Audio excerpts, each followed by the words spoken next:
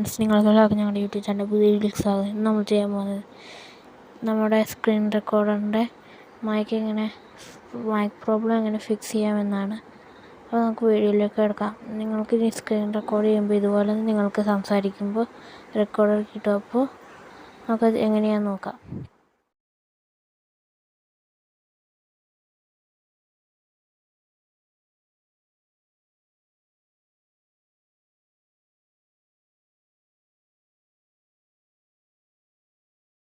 അപ്പോൾ അടുത്ത വീഡിയോ കാണാം.